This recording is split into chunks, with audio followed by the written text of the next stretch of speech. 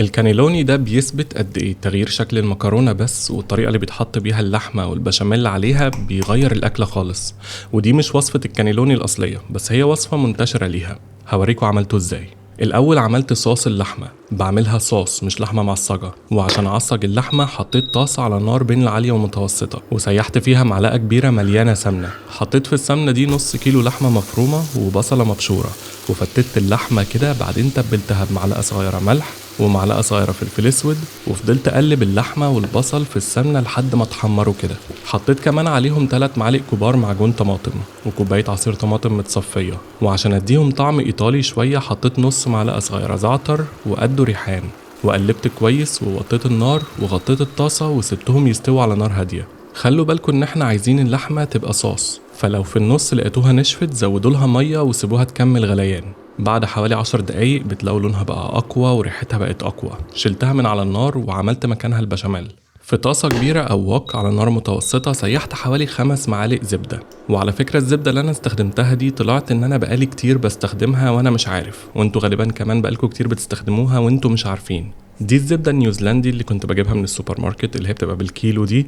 طلع اسمها روتانا. اعتقد انكم اكيد جربتوها، بس هم غير الزبدة عندهم كمان سمنة، السمنة اللي عصقت بيها اللحمة دي. والاتنين نيوزيلندي ومعمولين بلبن طبيعي 100%، وبريميوم كواليتي. يعني هتحسوا بالكواليتي كده في الطعم والريحة واضحة قوي، خصوصا في الأكلة دي عشان استخدمتهم في اللحمة والبشاميل، فده خلى ريحتهم تحفة وطعمهم ريتش كده. المهم على الزبدة حطيت 4 معالق كبار دقيق ودوبتهم في الزبدة دي. بعدين حطيت لتر لبن أو حليب للي مش من مصر، شوية شوية وأنا بقلب. كل ما الاقي البشاميل مسك نفسه ازود بقية اللبن. ولما وصلت لدرجة واحدة اخف من قوام البشاميل اللي انا عايزه، تبلته بنص معلقة صغيرة ملح وفلفل اسود ومكعب مرقة، وقلبتهم كويس وشلت البشاميل من على النار. بعدين جبت طاجن واتأكدت ان الكانيلوني اللي هستخدمه قده، وحطيت ربع كمية البشاميل من تحت عليها شوية من صوص اللحمة. والمكرونة بتاعت الكانيلوني نفسها وهي لسه نية كده حشيتها باللحمة. ممكن تحشوها ببايبنج باج، بس انا شايف الاسهل انكم تحشوها بايديكوا كده. حشيتهم كلهم ورصيتهم في الطاجن جنب بعض.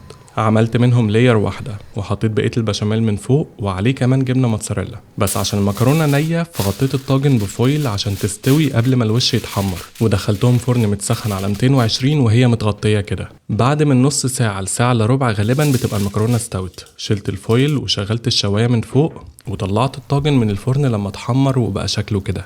وكده بقى جاهز. لما تدوقوه هنا بقى هتحسوا باللي انا قلتلكوا عليه في الاول. الطعم مش غريب عليكم، شبه اللازانيا والمكرونه البشاميل اللي متعودين عليها، بس اختلاف شكل المكرونه مخليه مختلف. وشكرا جدا عشان بتتفرجوا للاخر.